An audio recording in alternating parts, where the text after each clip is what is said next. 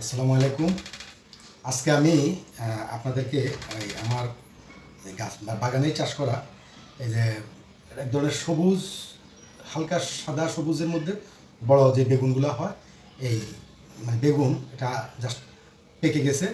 তো হিসাব করছি যে নিজেই, আগে তো চারা কিনে আনছি বাজার থেকে, এখন আর চারা কিনবো না, নিজেই এটাকে ইয়ে করবো, বীজ সংগ্রহ করে নিজে চারা উৎপাদন করব এবং আবার বাগানে নতুন করে গাছ লাগাবো।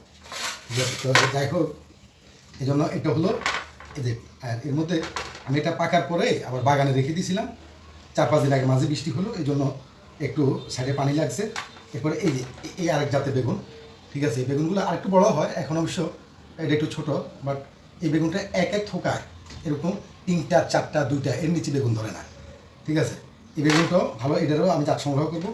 এরপরে এটা দেখতেছেন, এটা অবশ্য একটু আর কি, এটা বেগুনটা এতটুকু ধরেন, এতটুকু লম্বা হয়। এটা রঙটা ঠিক টিউবলাইট যেভাবে সাদা, এরকম টিউবলাইটের মতো সাদা হয়।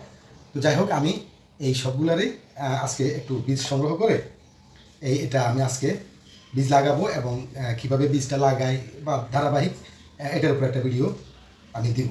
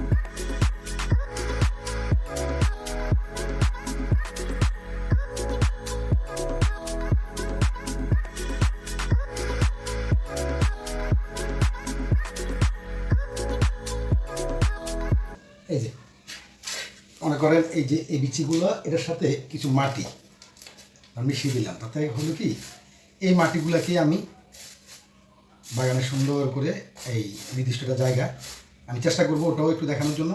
খুব বড় জায়গা আমি ইউজ করবো না, যেহেতু আমাদের ছাদ বাগানে তো আর এত বড় স্পেস পাওয়া যাবে না।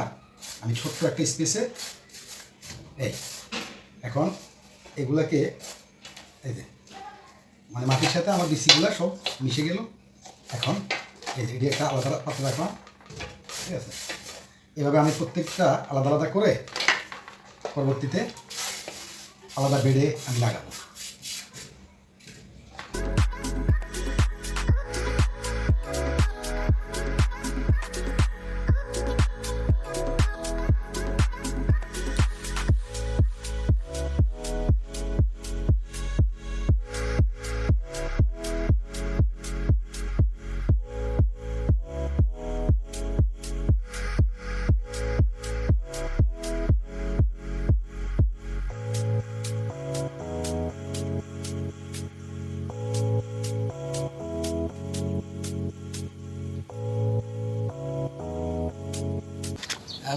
ভিউয়ার্স, এতক্ষণ তো আপনাদেরকে আমি দেখালাম এই যে চারাগুলা, এই বীজগুলা এই যে মাটির সাথে যে মিশালাম। এখন আমি এই মাটিগুলাকে এই যে ধরেন দুটো আলাদা আলাদা জায়গায়, যেহেতু ছাদে তো আর অনেক জায়গা থাকে না, তাই আমরা ছোট্ট জায়গায় এই বীজগুলাকে মেলানোর চেষ্টা করি।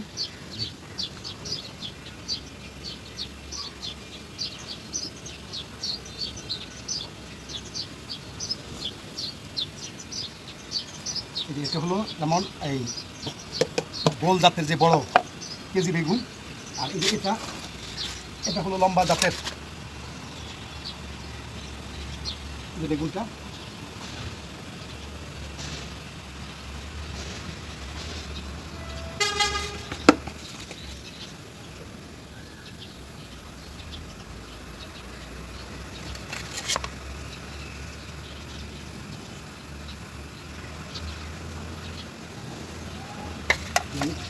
এখানে কিছু মাটি উঠে রেখেছিলাম, এই মাটিগুলোকে দিয়ে দিই।